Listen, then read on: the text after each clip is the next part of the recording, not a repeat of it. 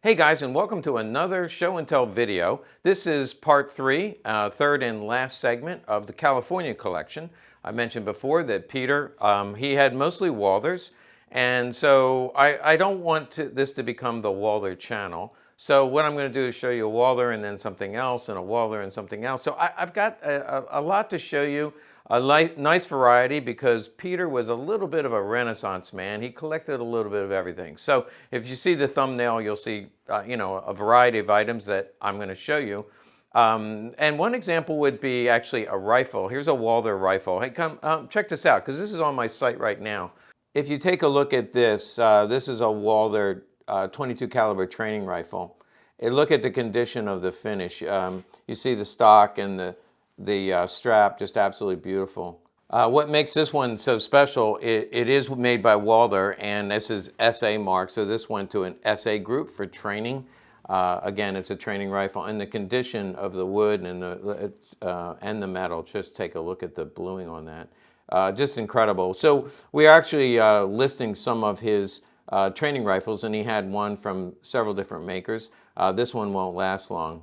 You can see the condition of the finish. And again, it is SA marked. So a very cool rifle and very, very rare. I've actually never seen one before, especially in this condition.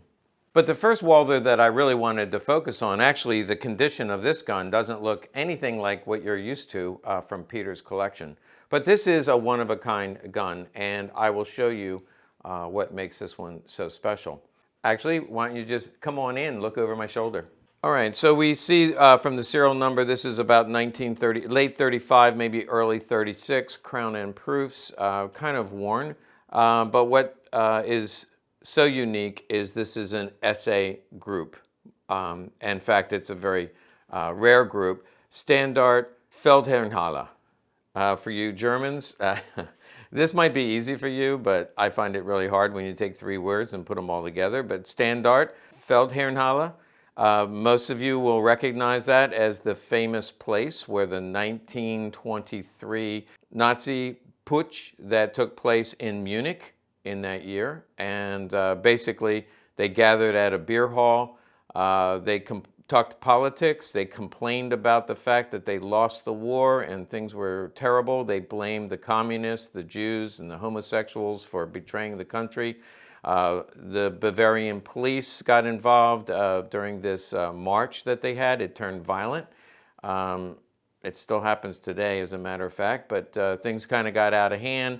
It turned violent, and 14 protesters were shot, and many were wounded, including Hermann Goering. Then many of the leaders were thrown in prison, including Hitler, and we know that Hitler then wrote Mein Kampf while he was in prison. So the putsch in 23, of course, much later, this gun was made, and that was because when the Nazis did come to power in 1933, they set up SA groups. And so usually when you see an SA grouped marked gun, it is a Walther PP. Now I've seen sour SA guns. In fact, I'll do a separate video on SA guns, but there's sour SA marked guns. There are SA marked PPs. That's by far the most. I've had a number of those, and you probably have seen them. But you never see a SA marked PPK. I think there's only two known. This is the only one I've ever seen. And again, it makes it a one-of-a-kind gun. Maybe there's two of them out there. If you know about another, please let me know. So this is unusual because it was a PPK. Also, the SA groups tended to be things like Group Mitte, Group Franken. Those were all districts of Germany. In this case, it was actually, they set up an SA group to commemorate the famous event in the Nazi Party. It became a famous event where the first martyrs of the revolution or the takeover, the putsch, they actually, you can see pictures of them placing the wreath on an annual basis to commemorate that event and those who died. So the SA group Standard Feldherrenhalle, which is basically the monument that they built to commemorate the Bavarian army. That was the first event where the Nazi Party really came to the forefront. Now, the Nazi Party had a lot of sympathizers. Not everybody was sympathizing with the violence or the extremist actions. including beating up Jews and communists. But most people supported the sentiment that they need to make Germany great again. And Germany had been beaten up by the Allies who defeated them in World War I, and they were paying reparations, and their economy was bad, and nobody could get a job. So things were bad in Germany. And this was like the first rebellion against the authority. Okay, that was a really cool gun, and I'm holding on to it for now because it is so rare, and I'd like to get more information about it, see how many there are out there, and do a little more research. But speaking of remember I said I'm going to interject non-Walthers? Well, this is really wide-ranging, both from pre-Civil War period. So let's talk about this first because this is a blunderbuss. This is probably from an era about 1835, so way pre-Civil War. Best thing for me to do is let's take a closer look. Now, again, this was in Peter's collection, and I just had to smile when I found it because I didn't know he had it, and they actually are relatively valuable. This is, again, all original. Here's a couple things I know. I mentioned before, I'm not an antique guy.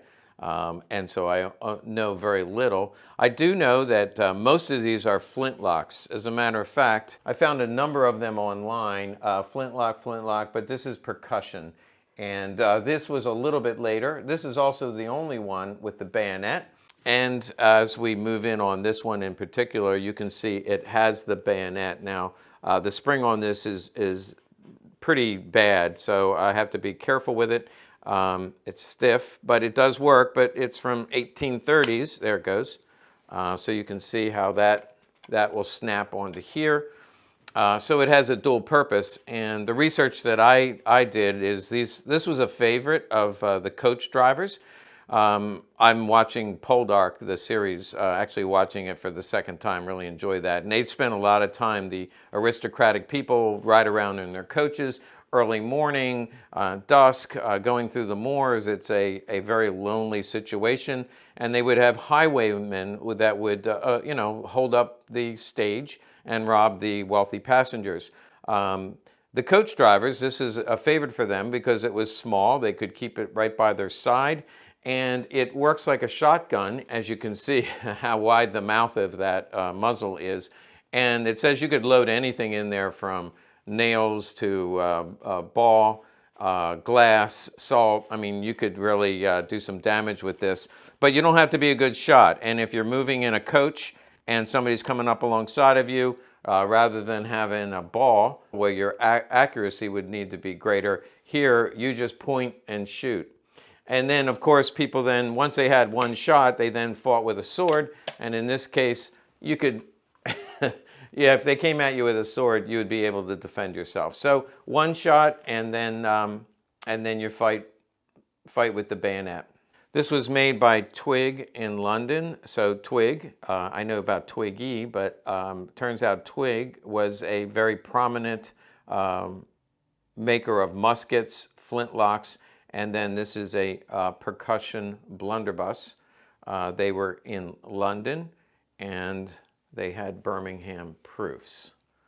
So also a few things that I know, this is the ramrod with a brass tip. They do a fair amount of engraving from that period of time. And if you remember the Lincoln, I did the Derringer that belonged to Lincoln. That Derringer had a pineapple on it. They used a lot of pineapple back in those days to do their engraving because that was a sign of aristocracy. If you were wealthy and you wanted something really good, pineapple was not afforded by the average person because, of course, it took them 6 months to get to a tropical climate where they could get a pineapple and then 6 months to bring it back. So the expense of a pineapple, only the very wealthy could afford that. So they often use pineapple to decorate their engravings as a sign of wealth. This is the hammer, and again, most of the ones were flintlock, and so they would have the flint here, and that would strike that. But in this case, it's percussion. Probably a little bit later, there was a double cock, and then you would fire it. It would hit the percussion cap, light the gunpowder, and fire whatever you loaded in here. This is still working. I'm not going to let it slam just because it's so old, but that then hits the percussion cap. The other thing that Peter had in his room, his man cave, was this sword. I thought this was from Gladiator. It is a Roman-esque sword, but actually it is the sword of an artillery officer for the Civil War. And he had a couple of swords which I knew nothing about, and I don't know much about this, but let's take a quick look at it. You see the leather scabbard, shows some age. It's a fairly heavy sword, and that's the American Eagle from that period of time. We do have WAT, probably an inspector's initials, not the person that it went to. And when we look inside, you can see the maker. It says Springfield, and this is dated 1844, U.S., so it was military issued, U.S., and the maker.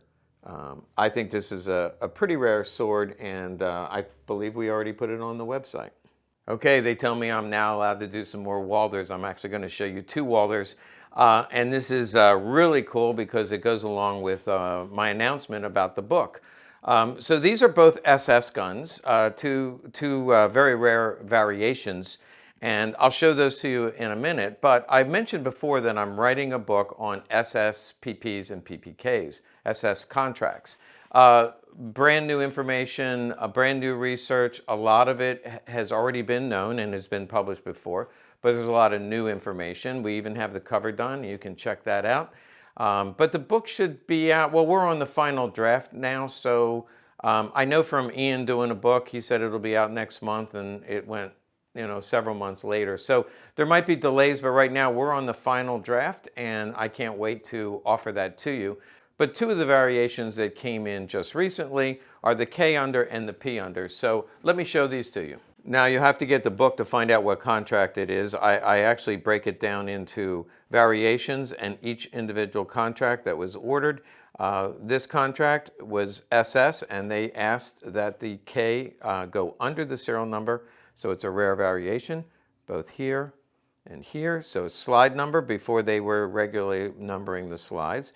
And it is frame numbered K under. So this clearly is an SS gun. Some of the other ones you wouldn't recognize it unless you know what to look for and you know the serial ranges. And then also it came with two magazines. This one only has the one.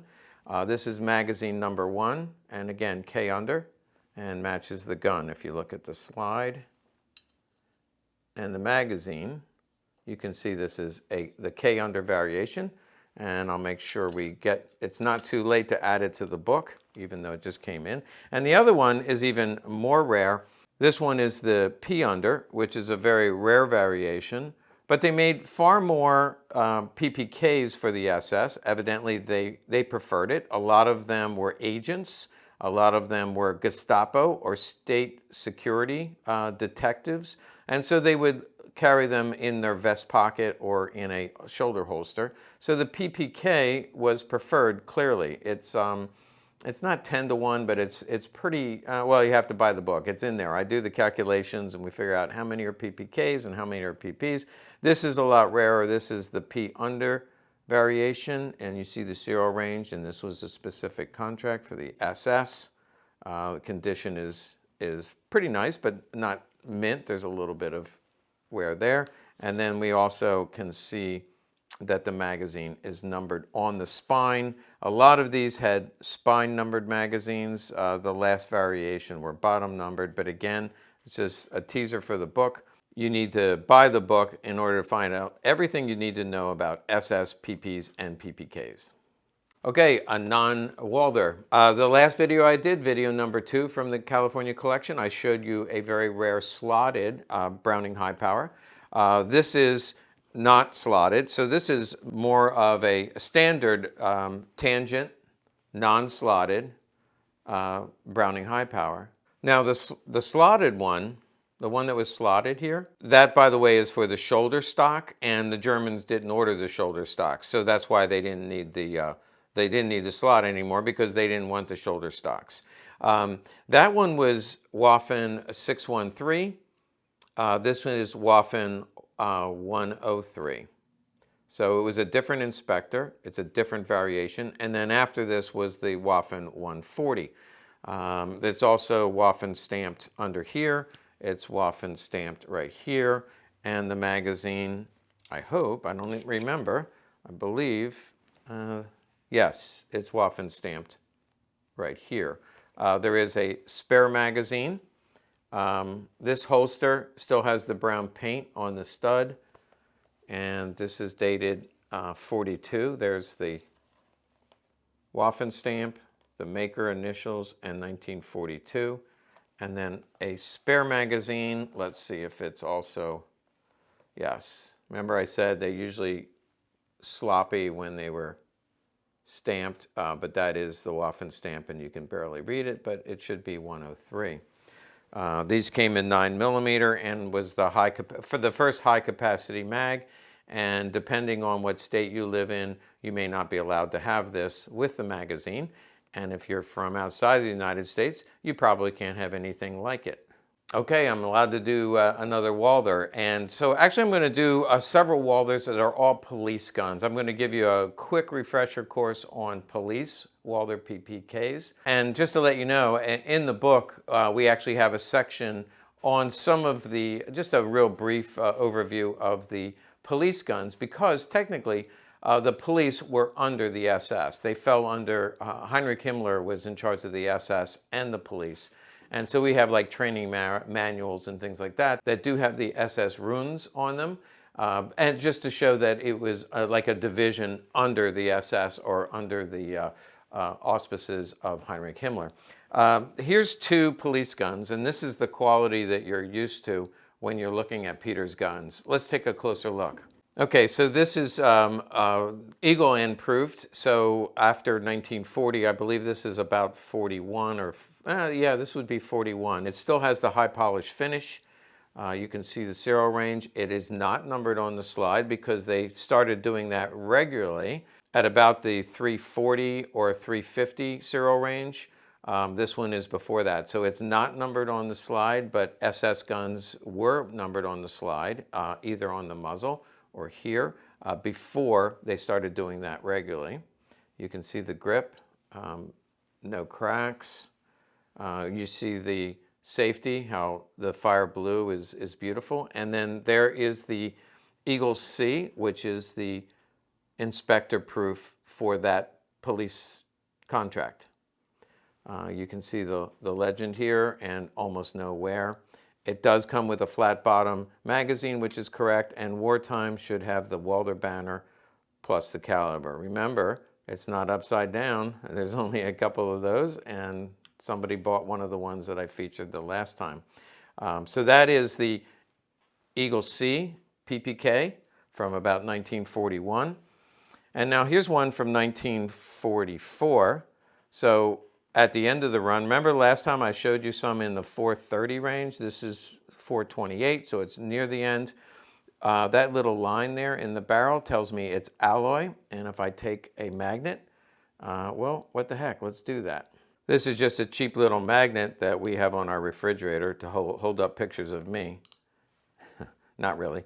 But the aluminum frame, I actually have to take the magazine out because that is steel, and it will, you know, you can see there it's not magnetic. I think it barely holds with with this in. I think it, yeah, it does hold because of the magazine. So you take the magazine out and you can see that it doesn't hold, but here it does. So this is aluminum, and it is Eagle F. Now these are much rarer than the Eagle C. And just a quick lesson on this, because sometimes people say, oh, I have an Eagle F PP, that's really rare. So let's just clarify one thing. In the PPK, the Eagle C is the most common, Eagle F is rare. On the PP, it's the opposite. Eagle F is the most common, Eagle C is much more rare. So just keep that in mind as you're collecting. This, of course, has the black grip, because it's late war. And if we compare the finish, this actually has somewhat of a plum look to it, and that has to do with the metal prep and the salt solution. but it has kind of a plum finish. You can see the luster of the high polish and then also the fire blue compared to just the regular blue. But also look at the frame.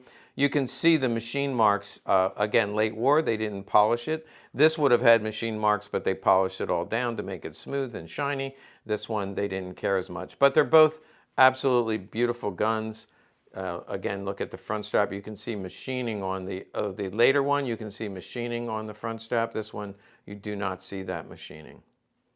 Okay, real quickly, I want to show you a couple unusual ones. First of all, this one, well, let's take a closer look.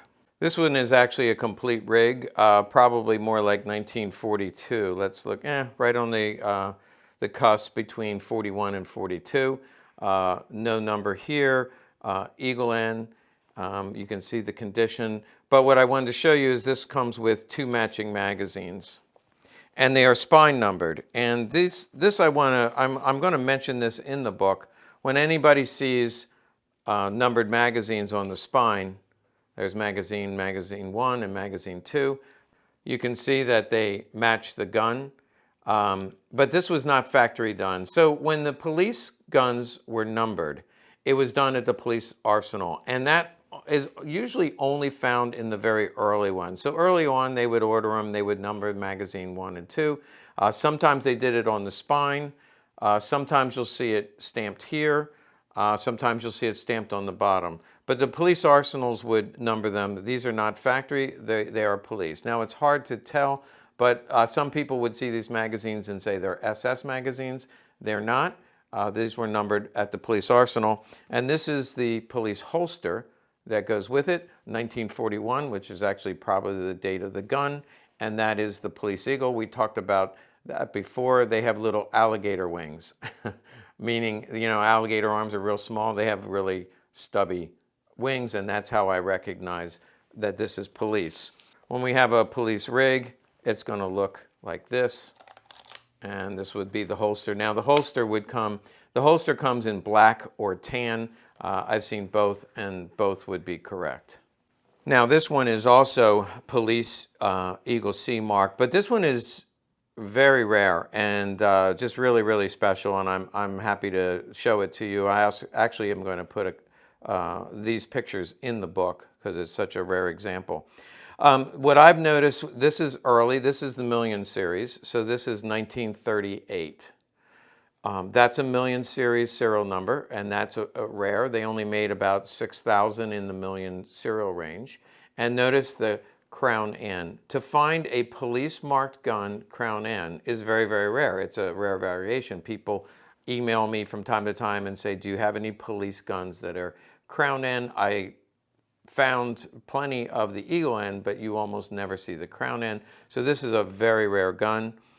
You can see the beautiful finish. The Eagle C is a little bit lower, and for all the early ones, that's what I noticed, that the stamp is a little bit lower. This is a quick comparison, but most of the ones I see that are Eagle end, the stamp is about midway between the button and the bottom.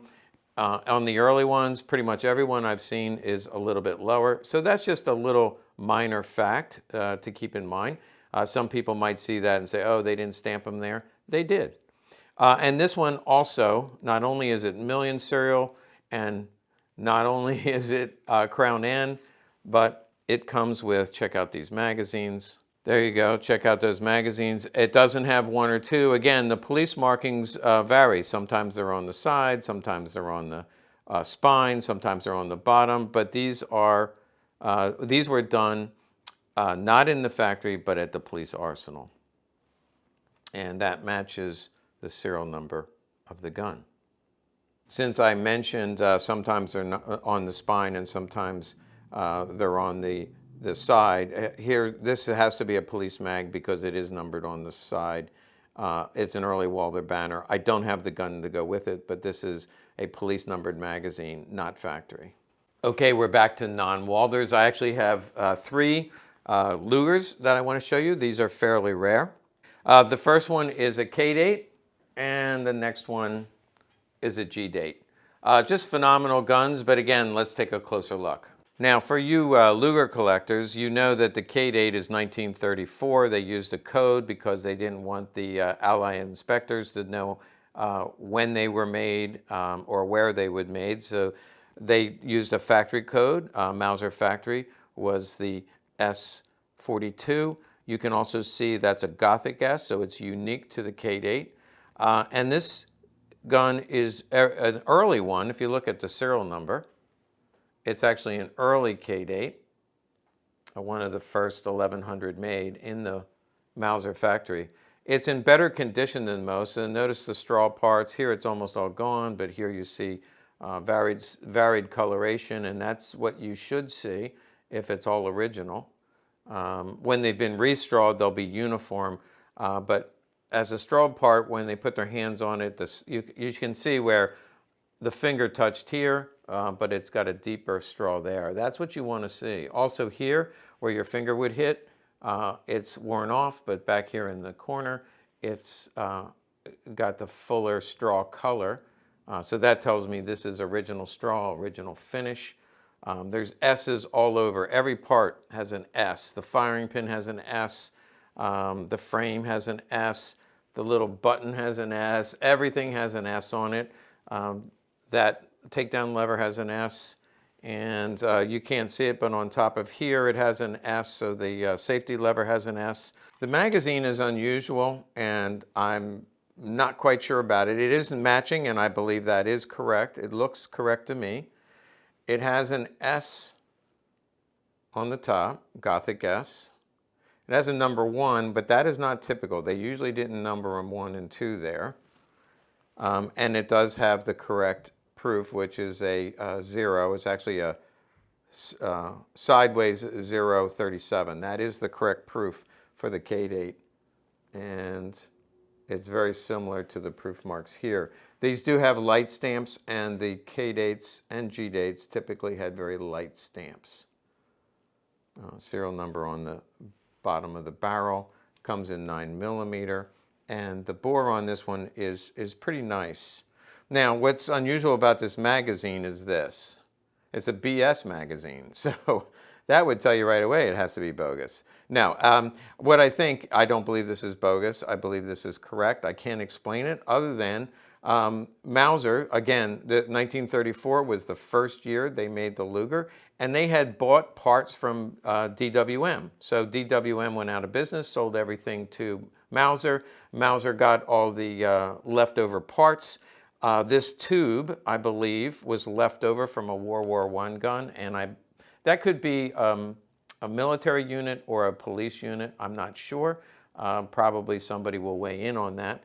But this tube was either a leftover part. I don't believe anybody did this in World War II, so my best guess it was a leftover tube that they put with this gun. But otherwise, this is a absolutely beautiful example of a K date. And if you think that's nice, check this out. This is the G date. And again, you see the S-42, which is the Mauser factory. The parts are all numbered, but you don't see the S's anymore. Some people would look at this and say it's too good to be true. And I'd say, au contraire, it's true. There's the grip straps, just absolutely beautiful. That's the roll mark where when it's fired, it hits here. It makes a little roll mark there in the finish. You want to see that. And remember I mentioned the straw. You can see where it's worn, where my sweaty hands would hit it, but then it has a deeper straw back further. Here you see variation in the color. And here you have a lot more straw than the K date, but you do see variation in the color, particularly up under here where it's protected. Even the screws are fire blued. Actually, this one is mostly worn, but in the corners you can see that there's some fire blue left even on those grip screws. And that's a feature of these really early guns. Notice the straw, the fire blue here, the fire blue here, and look at the beautiful straw parts here. Now there's the proof marks for the G date. And let's check out the magazine. Serial number is 3334, and you can see here 3334. The proof mark on this one is a droop wing 63, and that is correct. Again, no more S's because that only happened in the early K dates. Now this one is a Krieghoff, obviously. There's the Krieghoff logo.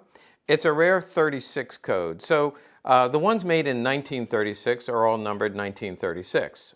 There are some S codes that are 1936, but they only made about 500 that have just 36. So this is called, the variation is called a 36 code.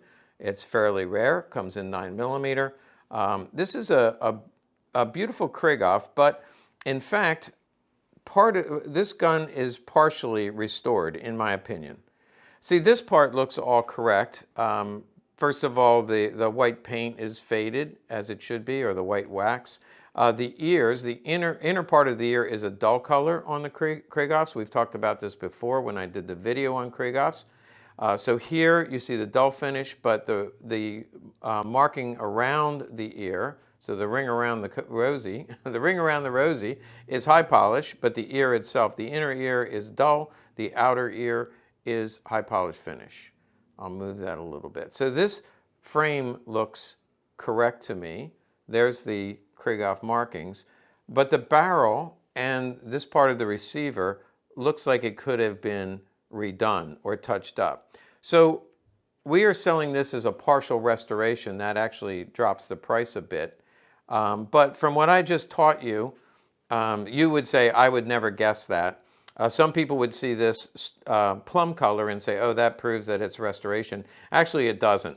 That was, again, that was a preparation of the metal. Some people like this. I like this, the plum color. And I do believe this was refinished. However, that doesn't really prove anything to me. Because that happened with the original finish as well. I've heard people tell me if it's plum, it was refinished. That's not true. But in this case, I do believe this was refinished. Actually, let's take it off. But before I do, notice the straw.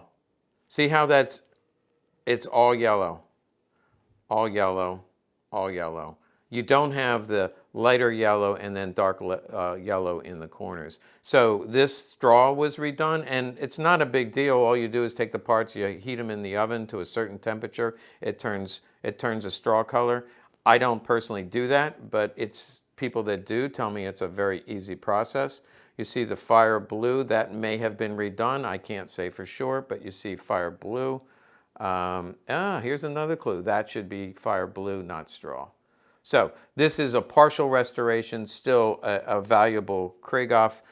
This has a matching magazine, but in my opinion, that was numbered post-factory because that stamp, that Krieghoff stamp, is not original. It should be a little bit bigger and doesn't look like that. So this was renumbered to match.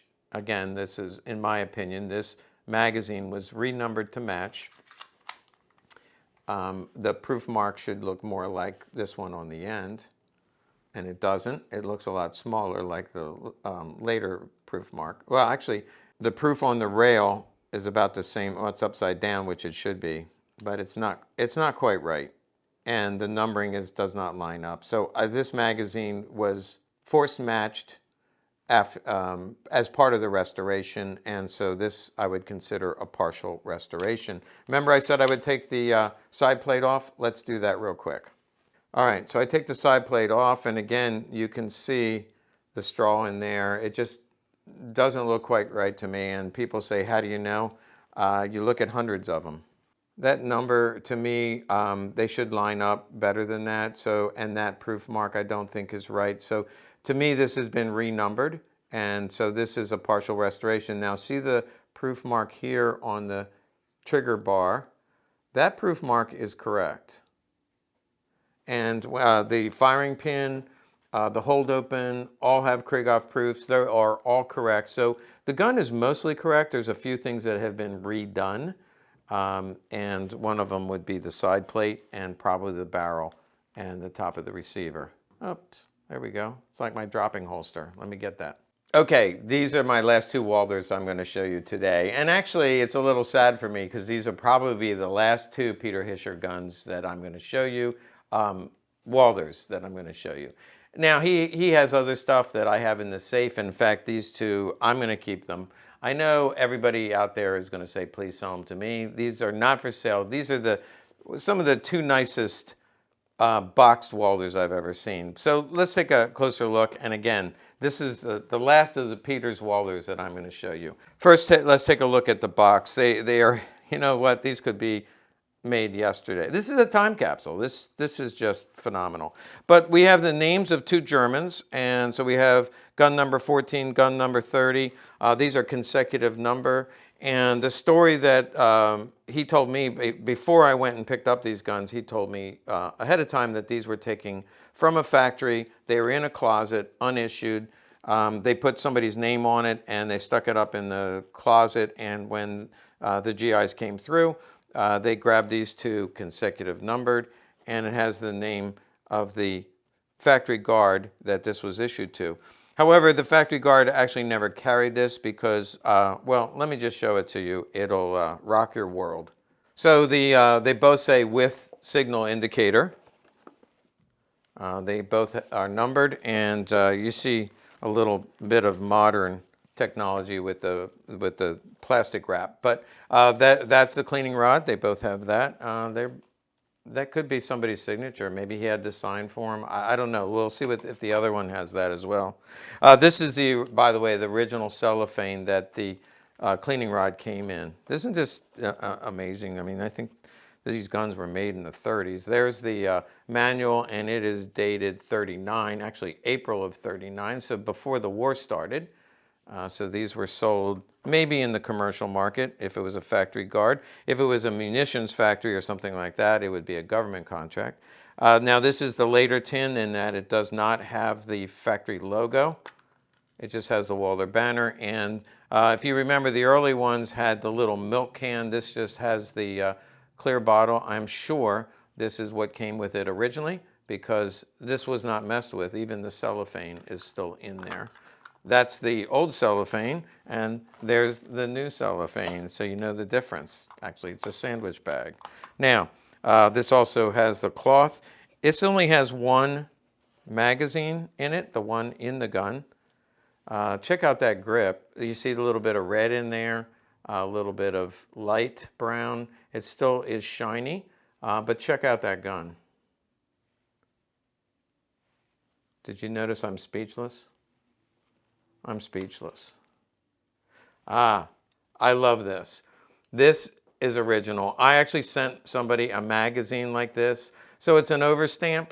They made a mistake, so they stamped over it again.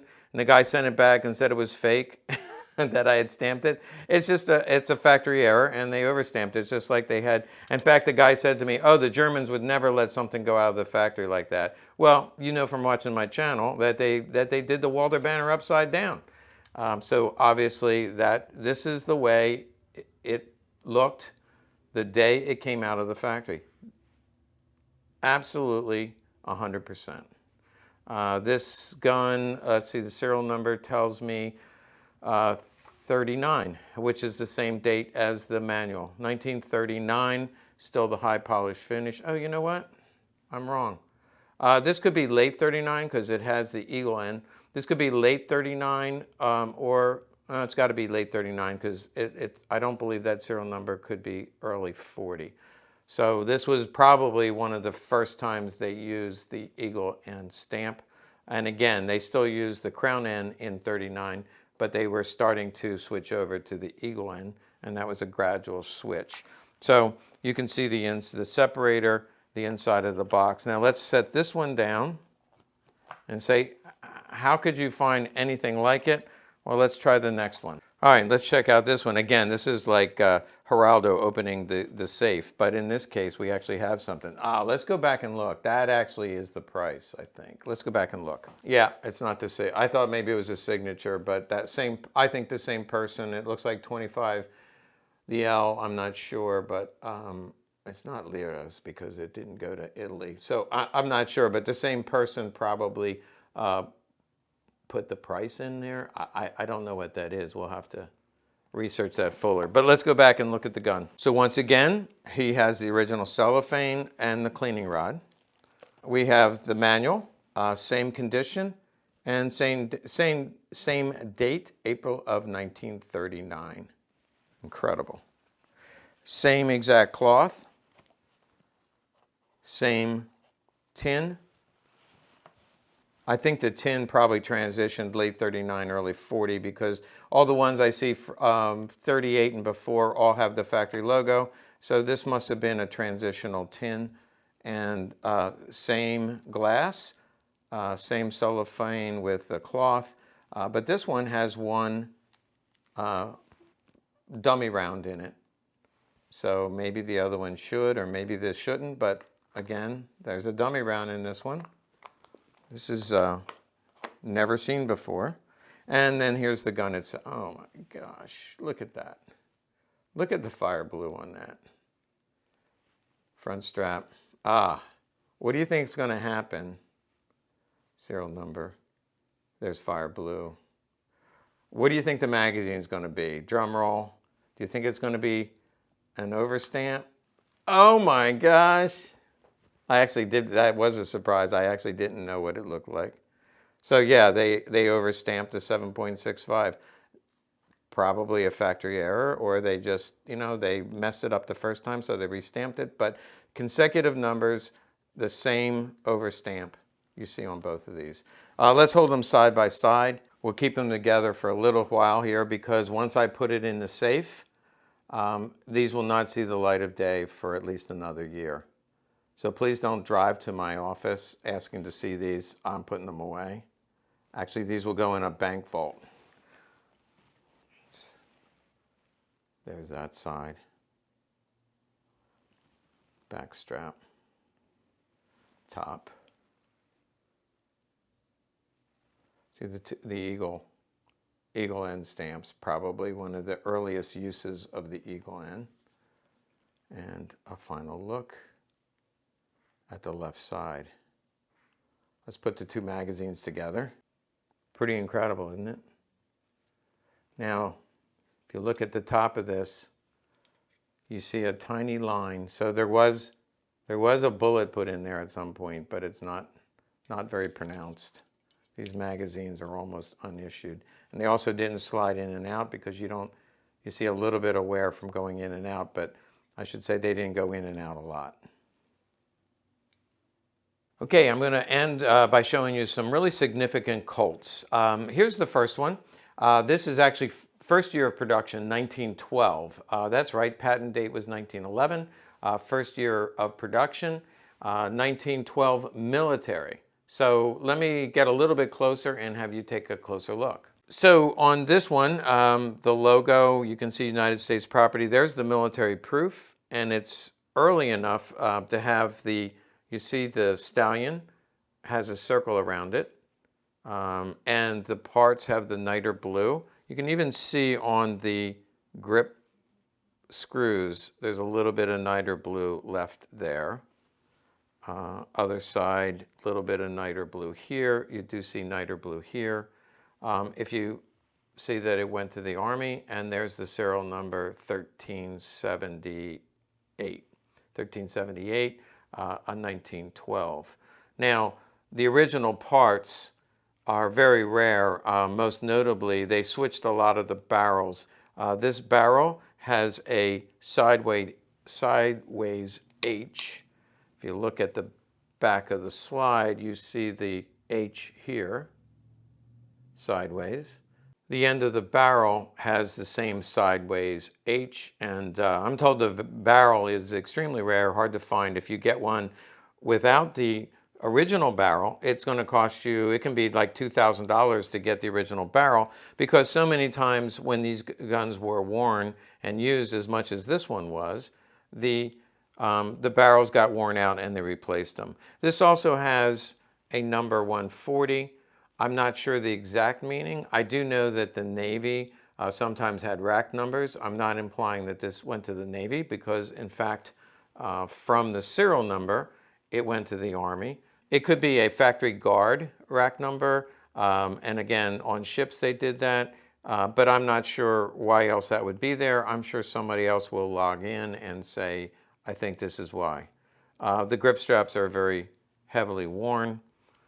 and at least worn out from holding it with sweaty hands. Let's take a look at the magazine.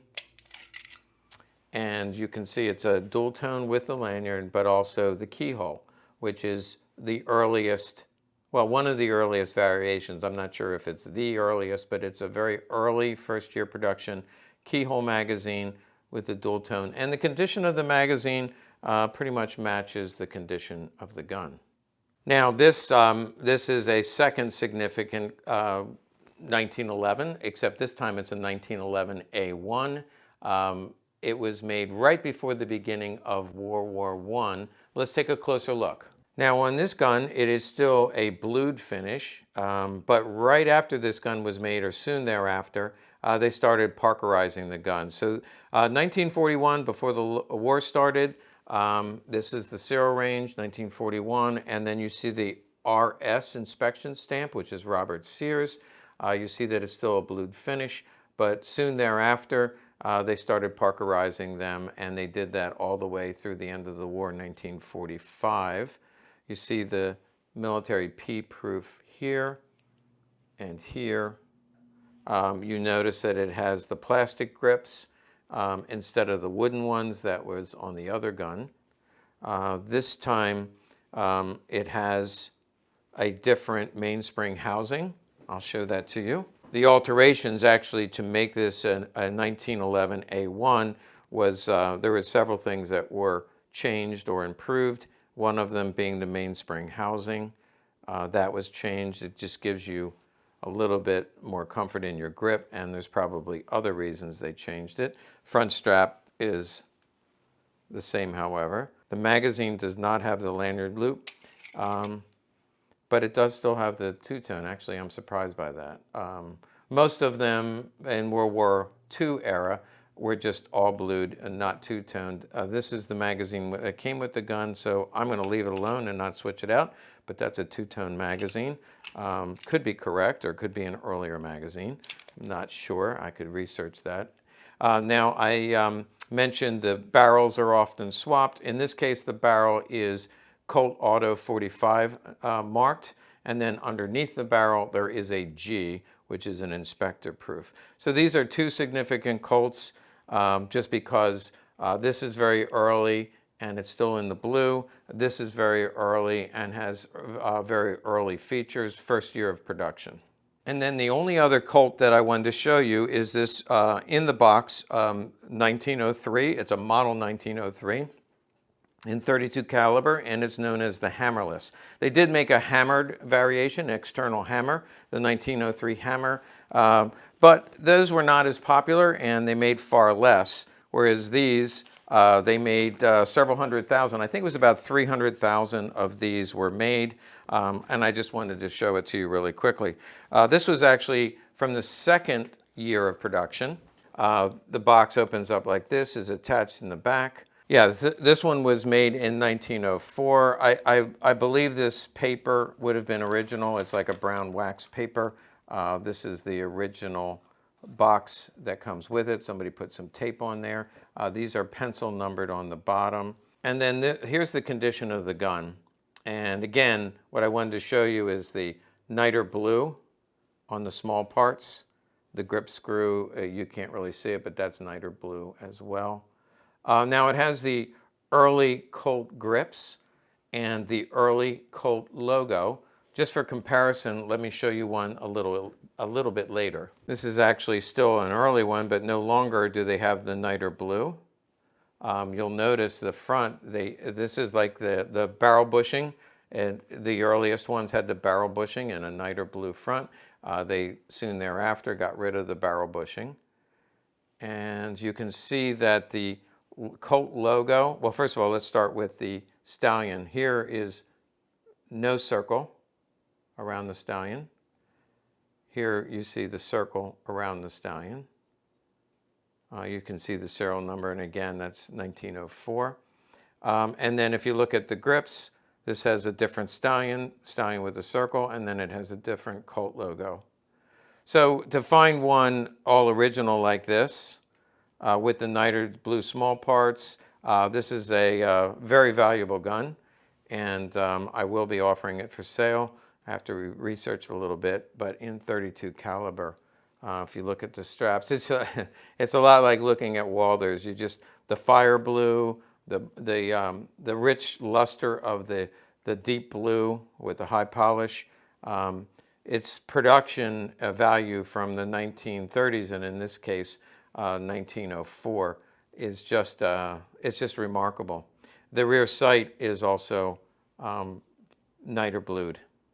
So one other thing before I move on, I mentioned the original box, and it had an original manual, but this manual is not the original manual, because if you look at the manual, this is an original manual, and I think somebody obviously stuck this in there later, because if I look at this, it doesn't have the right logo on the stallion, and these are wooden grips, which they did much later. So this manual actually came much later. I'm not even going to, well, I'll guess it's like the 1940s or 50s, so much later. Wooden grips, but it is an original manual, just not original to this particular gun. And again, we're including them because they all came together. Hey, I hope you enjoyed that video. Unfortunately, that's the last I'm going to show you of Peter's guns, but we got 3 videos out of it. We did the holsters, the boxes, the guns, and it just was a great overview. I really enjoyed sharing that with you. And so many of you have written to me, it's almost like you're now Peter's friends. Unfortunately, Peter is now more famous in the collector community. He was one of those guys who didn't use the internet. And so even when I would send him pictures of guns, his wife would have to open it and show it to him. So Peter was not on the forums. He did attend the gun shows, but he wasn't on the internet a lot. So most of you never even heard of him. And yet he had one of the best Walther collections in the world. Also found in Peter's man cave, these last 3 items. These are in German. He actually got the original copies when the books were made. So this one from Dieter Marshall about Walthers, that is in German. And then, of course, the P38 book that we offer in English, he had a copy in German. And he also had a copy of this book, which I believe is Weapons of the Third Reich Police. And it's all in German. Interesting book. But here's what I want to do. To all of my German viewers, special kudos to you, because you put up with my slaughtering of your language. I slaughter the German language all the time, but I have to say, you're very gracious about it in correcting me. And that's what I found when I visited Germany. I actually went on a trip around Europe, and I'm not going to name the countries, but certain countries were a little snooty toward us as Americans, and they weren't very helpful. As soon as I got into Germany, I noticed the difference right away. The people there were very gracious, very kind, and very helpful. And that's the way my German viewers are. So I would like to offer this to our German viewers free, except you cover the postage. So I can send, let's just do 1 per person. So I don't want 1 person to take all 3. I'd like 3 German people to receive the blessing of of Peter's books. So the books are free, but you cover the postage. Just contact us through our email address, which you see here below. Just contact us. We'll tell you what the postage is. You cover that, and we'll send it out to you. Hey, for all of you, whether you're from America or Germany or wherever you're from, even if you're from one of those snooty countries, we're happy to have you like and subscribe to our channel. And stay tuned, because I'm not done. I actually have a lot more guns to show you. In fact, I have some very rare Patterson Colts coming up next.